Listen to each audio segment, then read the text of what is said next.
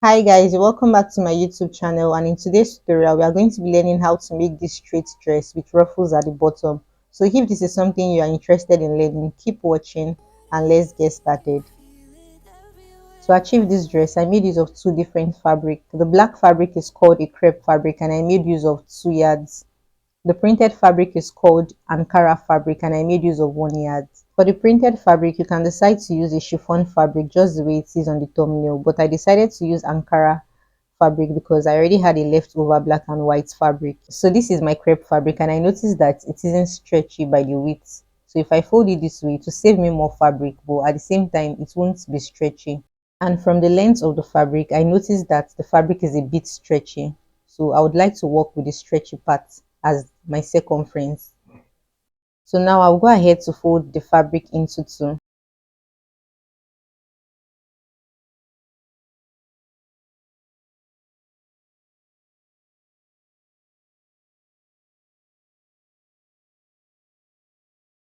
And I'll further fold the fabric into two again. So I practically folded this fabric into four.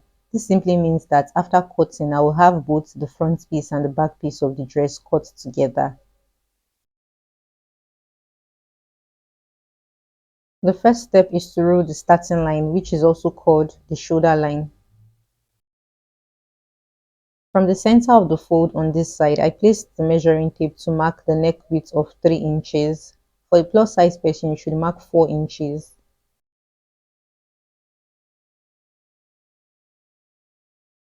And from the shoulder to the neck depth, I marked 5 inches. For a plus size person, you should mark 6 inches. I connected both the neck width to the neck depth to form a curved neckline. And from the center of the fold, I would also mark my shoulder measurement divided by 2 plus half-inch sewing allowance. To mark the shoulder slope, I placed my tape below the shoulder point to mark 1 inch, and I connected the shoulder slope to the neck width. The next step is to mark the armhole circumference.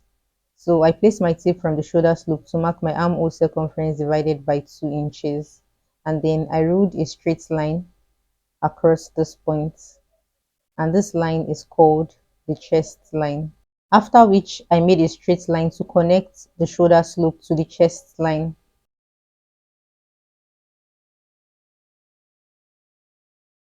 Now I'm going to place my measuring tape on the armhole line to fold it into two in order to mark the midpoint of the armhole curve. And then on the chest line, I would place my bust circumference divided by 4 inches. I went ahead to add 2.5 inches sewing allowance by the side. Please take note of the allowances I'll be adding on this dress. The next step is to use a curve ruler to connect the 3 points together, or you can decide to use the freehand method like I did. Now I'll go ahead to mark my waistline. So from my shoulder to my waistline is 15.5 inches.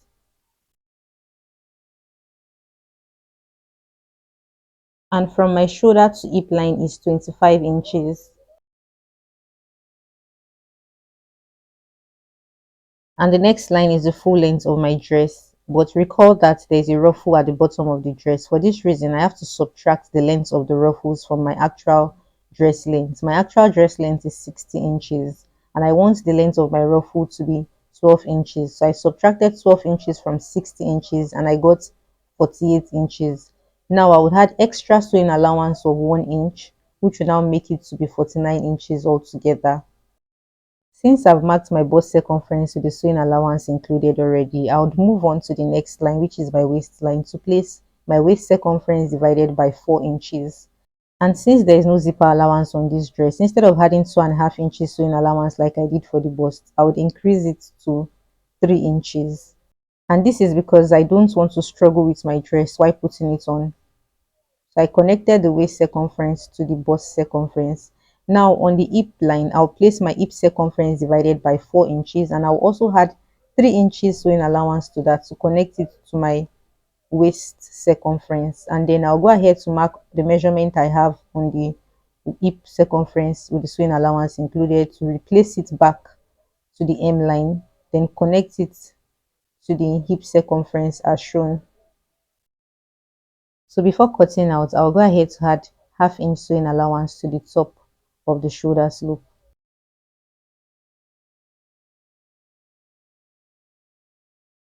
Because of the monostrap design on the neckline, I decided to cut the neckline in to about 4 inches. I'm not going to cut out the entire neckline. This is just a guide. And after that, I'll go ahead to trim out the armhole.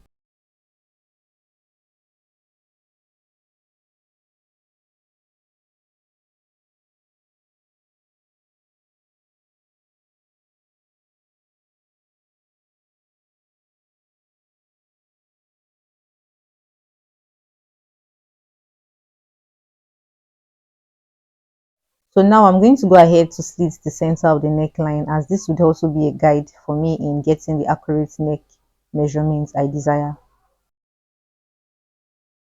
After this is done, I would spread out the fabric. Also take note that this is both the front piece and the back piece of my dress.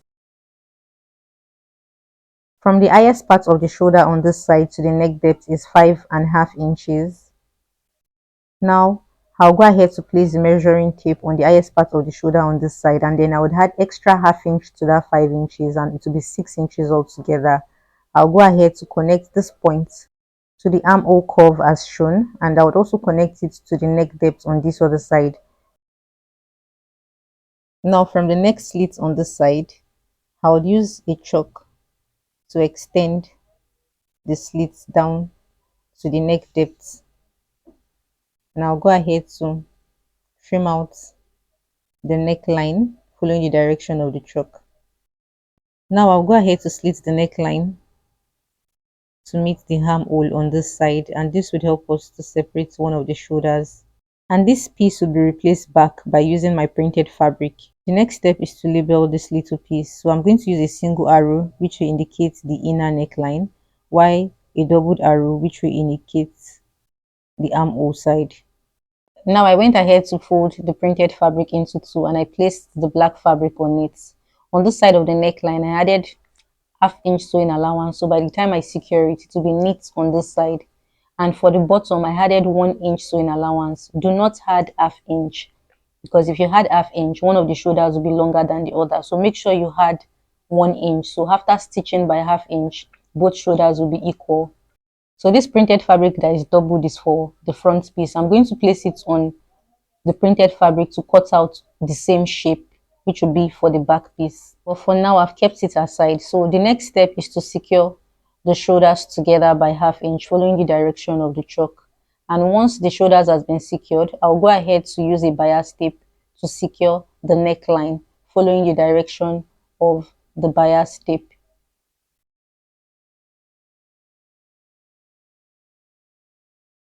And after the neckline has been properly secured, I would keep the dress aside to work on the other side of the shoulder.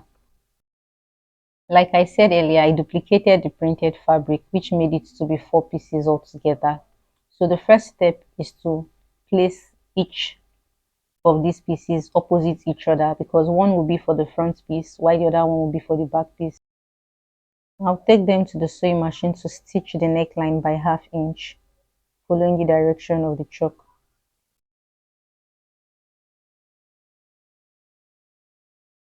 After stitching the neckline of each pieces, I turned the fabric to the right side, and then I went ahead to spread out one of these pieces, and I would also do the same for the other one, to place the front piece directly on the back piece and to stitch the shoulder slope by half-inch.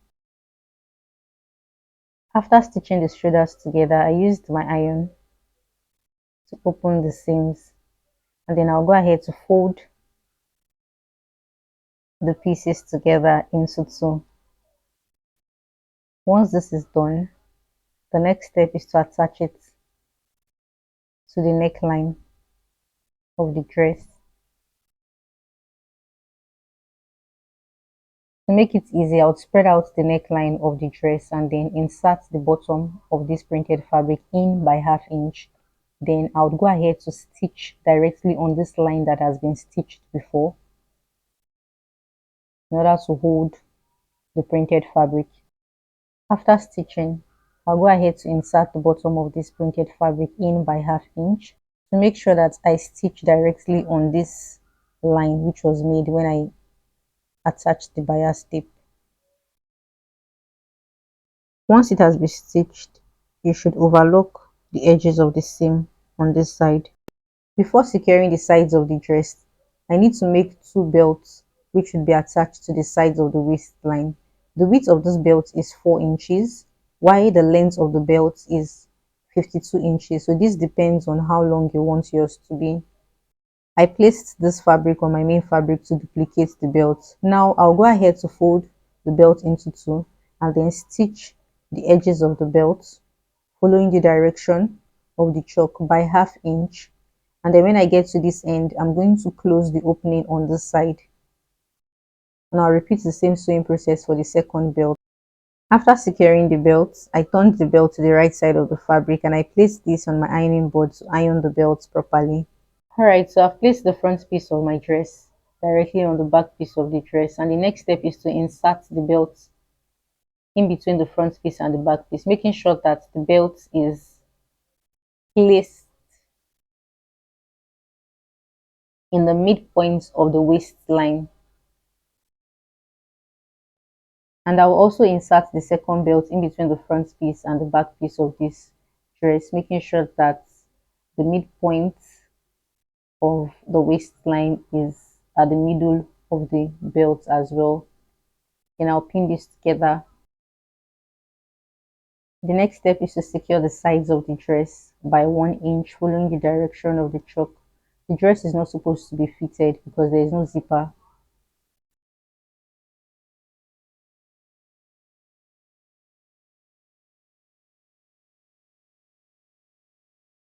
After stitching the sides of my dress, I turned it to the right side of the fabric. Alright, so the next step is for the ruffles at the bottom of this dress.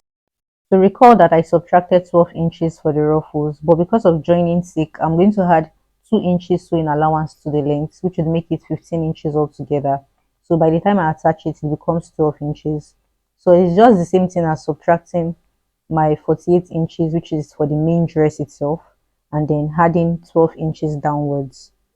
So what I have here is actually 62 inches. By the time I secure it, my full length will now be 60 inches. So it just depends on how you want to calculate it. Now, this is an Ankara print fabric, right?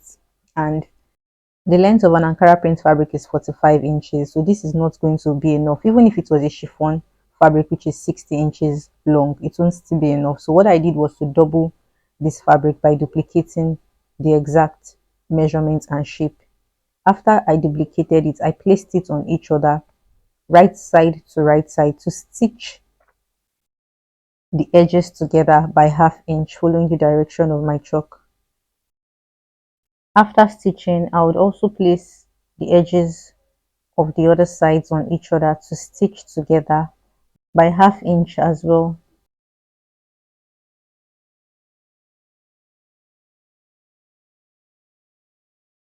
After stitching, you would have your fabric looking this way, like a round shape.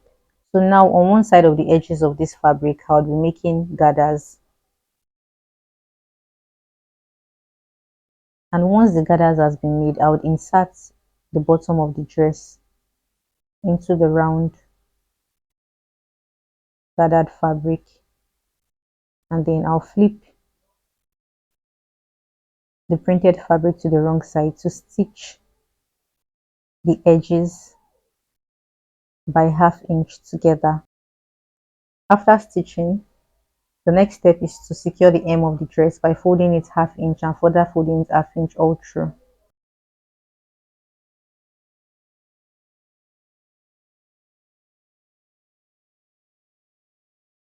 So let's work on the sleeves. I folded the crepe fabric into two, and the first step is to mark the starting line, which is the shoulder line. From the starting line, I would mark my cap sleeve line, and from the starting line to my full length of the sleeve is 24 inches. I added extra 2 inches sewing allowance, which made it 26 inches, and this is because of the joining, which will be from the starting line, and the folding, which will be on the wrist. of my sleeve.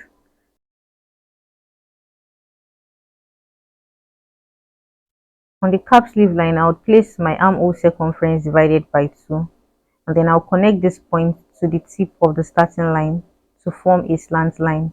Now I placed my measuring tape on the slant line to mark the midpoint, and then I'll connect the midpoint to the tip of the shoulder line, and then I would also connect the midpoint below the slant line to meet the armhole measurement. Now from the armhole measurement, I would add 1 inch sewing allowance to that.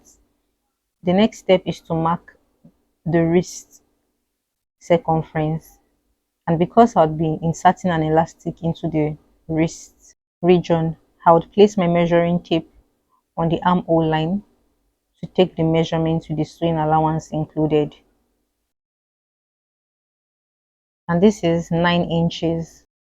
Now I would subtract 2 inches from this 9 inches, and this will give me 7 inches. Then I'll go ahead to place it on the wrist line.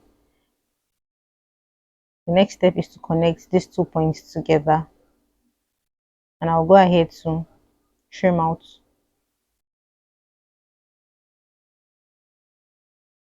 So if you'd like to learn how to cut both your short and long sleeve, I have a tutorial for that, and I'll be dropping the link in the description box.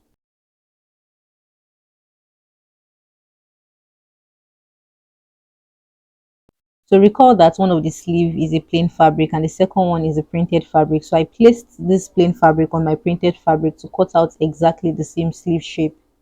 Now I took the sleeve to the sewing machine to secure the hem in such a way that a half-inch elastic band can be inserted into it, and I repeated the same sewing process for the second sleeve. So my actual wrist circumference is 8 inches, and I decided to use 8 inches for the elastic as well because I do not really like it when my elastic is tight on the wrist. So I'm just going to insert this elastic into the elastic casing.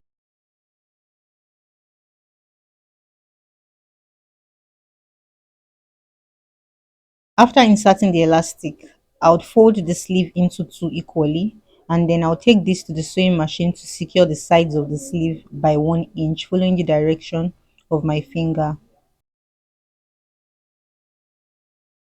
Alright, so I've been able to attach the printed sleeve, and then the next step is to attach the plain sleeve by 1/2 inch to the armhole.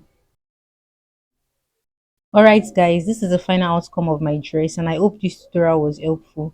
You should give it a try, and if you are new to my channel, my name is Nancy. Please subscribe, share and like my tutorials, and also put on your notification bell to be notified when I upload new tutorials. Thanks for watching, and see you in my next tutorial.